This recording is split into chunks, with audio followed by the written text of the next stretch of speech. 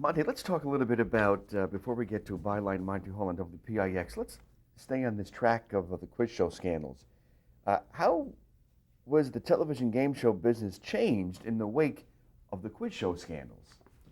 Well, of course, after 21 and the $64,000 question were investigated, and Dotto was another show. I think three shows were involved in these scandals, where they found that answers were given to contestants and so on. Each network then brought in a security system uh, under the heading of standards and practices and so on, like a police force within the network, so that every show after that was so policed that when contestants came into a studio, they were sequestered in a different place of the studio, couldn't be exposed to anybody on the staff except the one person on the show who was obliged to be their personal guide and conduct them from there when they came to the studio, to the dressing room, to the studio. So I mean, it was a whole foreign intrigue there. People were the only thing they didn't have was cloaks and daggers, but that's what they employed. Uh, if on one of the shows that I had, split second, where we wired one of the cars that would start, only one person, one engineer was given the job, and he could not be in the same studio as anybody else. I mean, it was all these things were going on, but I'm sure many things slipped through the cracks in the door anyhow. But that's the way they policed everything. No one could see the questions, and no one could do this. They tried everything in the world to keep it Simon pure. And I suppose that they were successful in most cases, but there's no foolproof system. I've often said, if you want to cheat, you can cheat. If there's no such thing as a foolproof system. You know, the public is sometimes gulled into thinking things happen. Shows like Hollywood Squares, for example,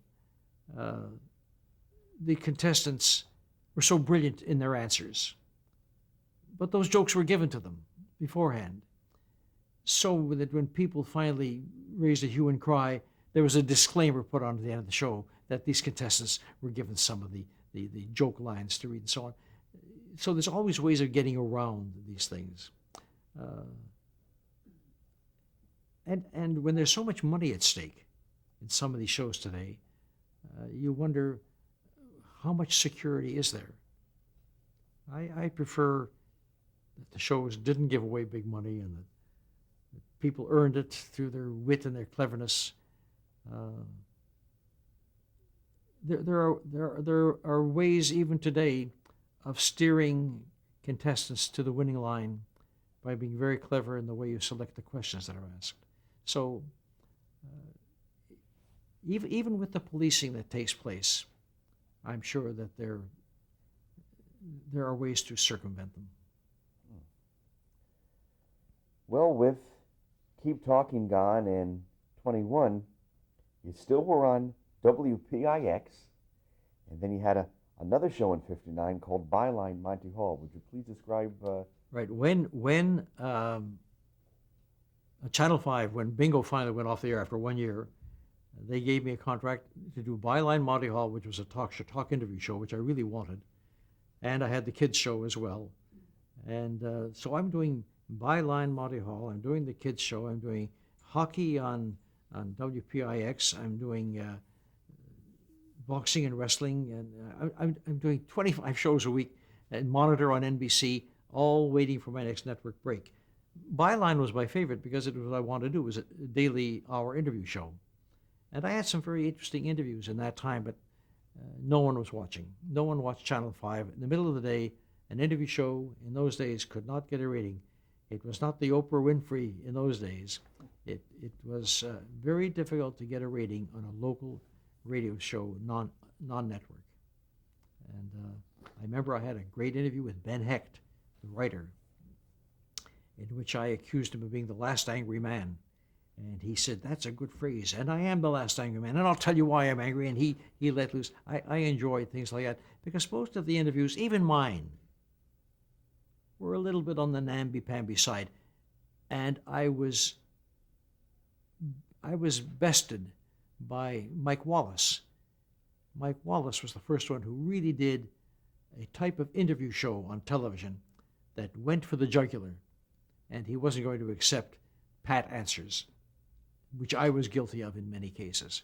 I didn't have the backing of the station, or perhaps even the self-courage, to be able to go for the jugular. Mike Wallace, I think, pioneered that type of radio interview, television interview broadcasting. There was, I think he was the one who did it. Well, in less than 10 years, you now have a big break with Video Village. Well, he said the sportscasting was on the side, which there was a point where that coincides with Video Village and the sportscasting career, and I'll get to that in a minute, because I was doing hockey and I was doing boxing and wrestling, and I was doing international soccer, and now I'm doing all these local shows, and one day I'm playing golf. Because when you're unemployed, what do? You play golf. You see a person who got a tan in Hollywood, he's not working, you know. But I'm playing golf, and up in Westchester County, and a friend of mine picked me up, and as we finished the game of golf, when we're driving back to New Rochelle, to where I lived, I see my wife in my car driving up the freeway. She's up the thruway, and I'm going back. And I said, where is she? Why is she 20 miles away from home driving frantically that way? I get home, and within about a half an hour, Marilyn drives up. And she says, I try to get you at Saxon Woods Golf Course because Merrill Heater's trying to reach you desperately. Call him in New York. They had a show called Video Village. I called Merrill, and he says, Monty, he says, what are you doing? Are you free? And I said, yes. He said, listen, I'll explain to you when you get into New York. I want you to come into New York immediately and come to this hotel. And up, we have a ballroom there, and we've marked the whole ballroom up with the streets of Video Village, and we'll teach you the game because you're going to do the show tomorrow live on CBS. Tomorrow. I didn't know anything about the show. Now, I get into the city, I get up to the ballroom, and they teach me the game that night. And I'm going on live the next day on CBS. No tape Joe's, it was live. What had happened is that Jack Nars was the MC of Video Village. And there was a domestic situation. And he said, I have to fly back to California.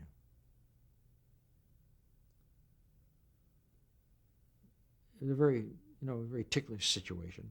And they said, but you can't leave us high and dry. We've got a show, we've got to go on live tomorrow. So I have to save my marriage. I have to go, and I'm going. And he left. And that's why they called me in to learn the show overnight and go on the air live the next day. I went on the show live the next day, and everything was perfect. Now, interesting enough, everybody was cheering and screaming, Monty Hall saved our lives. Jim Aubrey at CBS, he didn't care about Monty Hall. He had a friend called Red Rowe who worked here on the West Coast. He wanted him to do the show. And they said, you can't. Monty Hall saved our skin. How can you now bring your friend in? And he really wanted Red Rowe to come and do the show. I never met Red Rowe, incidentally. But Perry Leff was my agent at that time, and he screamed, you cannot do this to this man. He came in and pulled our chestnuts out of the fire, and so they let me have the show. Now, I've got this show called Video Village, and I get a call from Merrill Heater. He says, CBS wants us to go to the West Coast. They have empty studios there, and they want us to do the show from the West Coast. Will you come with us? Are you going to come to the West Coast? Will you come? Residences you can get. Shows are hard to get. I said, yes, I'll go. At the same time I get that show, I get a call from Roone Arledge. He says, Monty, we're going to broadcast the Wembley Cup for the first time on ABC. The biggest, the Super Bowl of soccer in the world, the Wembley Cup final. He says, you're the only soccer broadcaster in the country. Will you go over and do it? I said, if I go over and do that, I can't go to the West Coast and do Video Village. Oh, I wanted to do the Wembley Cup so badly as, this is the Super Bowl. But if you're smart, you go where the money is. So I said, thank you to the soccer game. I'm going out to the West Coast to do Video Village. And so I stayed with the game show. And the right decision. It was the right decision, and I had another one like that coming up a few years later. Whom did you admire, Monty, around this time in 1960? As since you were becoming a game show MC with Video Village, haven't done Let's Make a Deal yet, but whom did you think was great as an MC? Bill Cullen. I thought Bill Cullen was the best. I liked Bill Cullen because he was smart, he was clever, he was glib. And he could handle the show. And of all the MCs at that time, and there were other good ones, Jack Barry, Dennis James, maybe Barker was working at that time too, but I thought Bill Cullen was my idea of a fellow who was glib without being smart, too smart for the room. In 62, you sell a show to NBC. Can you talk about that show and how you sold it Right. and how you came up with that concept? The show that I sold to NBC was called Your First Impression. Now that started back in New York. In those days when I was still looking for work back in New York, and I had worked with Bob Stewart on NBC doing Sky's the Limit, as you recall, and we'd stayed friendly over the years. As a matter of fact, Bob Stewart and I had teamed up and we were trying to do things together. And we got an invitation to meet with Mark Goodson. And while we didn't strike gold with Mark Goodson did offer Bob Stewart a job, and he took it. And that's how Bob Stewart ended up with Mark Goodson. But Bob Stewart and I were friendly, and we were talking. And I came up with this idea, and this idea was called Keyword. And Keyword was part of the First Impression. I took it to Bob Stewart, and he and I worked on it, and I never met Mark Goodson. But he would take it down the hall and show it to Mark, come back to me, and nothing happened with the show, so we stopped working on it. So I started working with other people in New York. Refresh my memory of who I partnered up with in New York. Art Stark? Art Stark. Do you think Alzheimer's is starting to get to me? I can't remember my partner's name. I went to Art Stark, who was doing the Johnny Carson show, Who Do You Trust? And Art said, I'll work with you. And we were working on getting the show together, and we showed the show around. And one of the people who liked the show was David Levy at NBC. And nothing very much happened at that time, but now I come up to the West Coast. I'm out at the West Coast doing Video Village. When I get a call from Art Stark, he said, David Levy likes the show, and you're going to do a pilot of the show. I said, but Art, you're supposed to produce the show. He says, well, I've got Who Do You Trust? I can't leave the coast. So I said, well, I'll have to produce it out here. So now I produce the pilot here, and we get an order for the show, and I got a partner back in New York who never sees the show. But partnership is a partnership, right? So now I'm doing Video Village on CBS, and I have to produce Your First Impression on NBC. So I need help. I had Frank Cooper, the office was my agent, and he called me and he said, the show that you're going to replace on NBC is a show with Bill Layden, and it's produced by Steve Hados. And I said, I like Bill Layden, and since I can't do the show, I'd like Bill Layden to MC Your First Impression, but I'd like to meet Steve Hados, who I never knew. And Steve Hados came to my office, and he looked like Otto Preminger, with the bald head, bullet head, and I could see right away that he was a nuts and bolts guy, really nuts and bolts. And I liked that because he would really take over the show and look after it and run that show. And so I hired Steve Hados. So now I'm doing Video Village as an MC in the daytime at one network, and then getting the car and running over the hill to NBC to help produce the other show, exec produce that show. And it was a full day. 2 shows a day, one emceeing, one producing. And First Impressions was on the air for a couple of years. It was a psychological quiz show, and it did well. But in those days, when there were only 3 networks and there was no syndication to talk about, no cable, if you didn't come up with a 30-something share of audience, you were a failure. Today, if you get a 22 share of audience, you're a hit.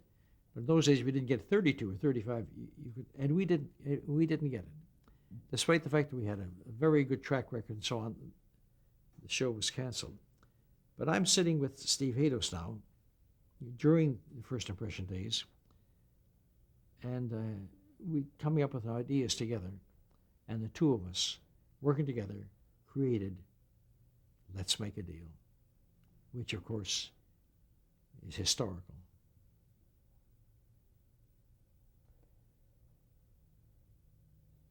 Where did the initial idea of Deal come from? Was it from auctioneer back in Canada? Partly. How did you come up? Well, the genesis of Let's Make a Deal, Steve and I having lunch together, talking about ideas. And I told him I did a show called The Auctioneer in Canada. And the first 20 minutes of the show was okay, but the last 10 minutes of the show, I went in the audience. I said, there's got to be a way to do a show in an audience where you ask people for things and so on. And I'm telling you about this, and he was very intrigued by it. He says, I always wanted to do a show with the lady and the tiger. There's two tents. If you pick the right tent, you get the lady. If you get the wrong tent, the tiger gets you, And he says, so we was trying to meld these 2 ideas together. And now we started doing things with buying and selling and trading and so on. And we're working this idea up in the office. We're having lunch together. And I'll never forget how we came up with the title. Across from NBC, there was a deli across from NBC at Sunset and Vine. And we go there for lunch. And we talk and talk and talk about these ideas. We don't have a title. As we're walking across Vine Street, in the middle of the street, Steve stops and says to me, how do you like this for a title? Let's Make a Deal. And I said, that's terrific. And a bus missed us by that much. You realize how close we came to being obliterated. But I remembered like today, he came up with the title in the middle of the street, and we almost got killed by a bus. We lived, and so did the title. So you sell it to NBC. Well, we don't sell it that fast. Uh-huh. Here's what happens. You talk about major frustration in trying to create a show. Now, you got to work the show out. You have an idea. You've got an idea of buying and selling and so on. Now you've got to try it out.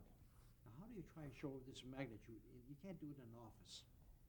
So we go to clubs and say, would you like somebody for your entertainment at your meetings? And we'll put on a show for you. So we go to the Tops, take off pounds sensibly on top of a supermarket somewhere for all these people, and we play a show. And we do it again for a lawyer's group one night. And we do it for the Latter-day Saints quilting bee at 8 o'clock in the morning. And we play, and what do? We take a rubber chicken and little envelopes with paper, and I'm playing this with the women and with the men and so on. And you can have this or you can have that, and do you want this or do you want, and we simulated the boxes and the curtains and so on. It created tremendous excitement everywhere we went. All we had was a rubber chicken and envelopes. So we said, we're ready to show it to the networks. The first network we show it to, of course, CBS are not interested. CBS, no game shows in those days, no game shows. So Go. 1, 2, 3, 4. 1, 2. Hello? Monty, how easy or hard was it to sell Let's Make a Deal to NBC? Well, we didn't sell it to NBC right away. We tried all the networks. We had done this show. We had run through for for lawyers groups. We'd run through for the Latter-day Saints quilting bee at 8 o'clock in the morning, a bunch of women together. Take off pounds sensibly on top of a supermarket in Sherman Oaks. Everywhere we could get a group together, we played it with a bunch of envelopes and a rubber chicken. Because we didn't have the prizes. We didn't have 3 doors, but we simulated it. And you would say, do you want this envelope or do you want this? And you just want a refrigerator, or you got a rubber chicken or whatever it was. It got such a reaction that we knew we were onto something. So now it's time to show it to the networks. CBS didn't want to see anything. No game shows. So we have two clients, NBC and ABC. When you only have 2 clients to sell to, that can be tough.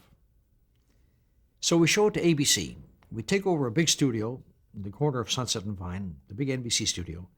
We have 300 people come to see the show. And we have simulated 3 doors and still no prizes, just rubber chicken and envelopes.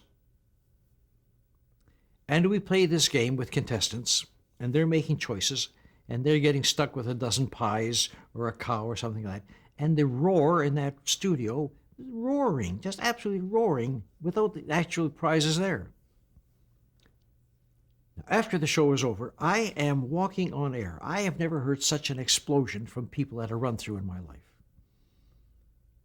And I take a couple of deep breaths, and I go back into the room, and there's my partner with Jimmy Safier, our agent. Jimmy Safier handled Bob Hope and us. Those were his 2 clients. And the 2 guys from ABC. I think it was Army Grant and a gentleman named Dunn, I think it was. And Haydos and myself. And I walk back there and I see long faces. And I said, why the long faces? Didn't you hear that reaction out there? Quiet. I think it was Army Grant who said, yeah, that was great. But what do you do the second day on the show? What do you mean, what do you do on the second day? Well, you get all these reactions, but tomorrow, what do you do? I said, well, what do you do anywhere? More of the same. That's what game shows are, little variations. You do more of the same. He didn't like it. His assistant, Mr. Dunn, looked at me and said, I loved it. He loved it, but Army didn't like it. And Safier, a crusty old guy, says, well, he's just talking like that. And I looked at Haydos, and Haydos looked at me, and we went home. About 3 weeks later, we showed it to NBC. Now we've got Bob Aaron and his superior. Do you remember who his superior was at the time? Jerry, somebody was it? Went to work for Goodson Tottenham later on. Jerry Chester. Jerry Chester, thank you. Bob Aaron and Jerry Chester, again, the same staff. Haydos, myself, Jimmy Safier. Same production, same reaction. A new crowd, all screaming and yelling over rubber chickens and envelopes. We know we've got something here. We go backstage, and Jerry Chester says, you will not believe this. What do you do the second day? I look at Haydos. I can't believe my ears. I look at Jimmy Safier. Bob Aaron is biting his nails. He loved it. In both the cases, the assistants loved the show, and the guys in charge said no. That night, Haydos and I went across the road to a restaurant, and I don't drink. But I think I had a double martini. I don't know what I had. All I know is, for a man who doesn't drink, I don't think I should have driven home that night. But I was so upset. Because after being in this business for as many years as we were, Haydos and myself, we've done so many shows. We've been through so many run-throughs. I've done through 1,000 shows. I've created these shows. I've participated in other people's shows. I knew we had something. Turned down twice in 3 weeks. with the same reaction. What do you do the second day? Now this is, I forget when this was. This was maybe January or something like that, February. Bob Aaron went back to New York, and he was not going to be refused. He pounded and pounded on Jerry Chester's, and he says, I like the show. You got to make a pilot. You've got to make a pilot. And he wore him down. And Jerry says, okay, make a pilot. I couldn't believe our good luck.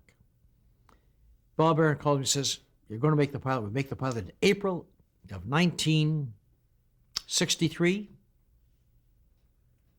Now we've got it set. Now we've got 3 doors. Now we've got the real prizes. Now we've got the real zonks. Shall I tell you how good a pilot it was? I got a call from Aaron Beckwith, a guy I knew back in New York with BBD&O. He called me and says, Monty, I just saw the best pilot I've ever seen of a game show. It's your show called you. What is that show again? I said, Let's Make a Deal. Yeah, Let's Make a Deal. That best thing I've ever seen. Terrific. Well, we're going to get an order. No, we're not. April, May, June, July, nothing. Forget it. It's gone. I think it was the end of September. Bob Aaron wins. He says, we've had one show after another, and that station, what time was it? Was it 1:30 or something like that? He said, one show after another, 13 weeks on out, 13 weeks on out, we can't get it. He says, I've convinced Jerry Chester that we should put the show on starting in January. Can you get it done? Of course, give us run-up time. We'll have it ready for, we'll tape it in December, latter part of December for starting on January the 2nd, 1964. Well do I remember that day, or that night.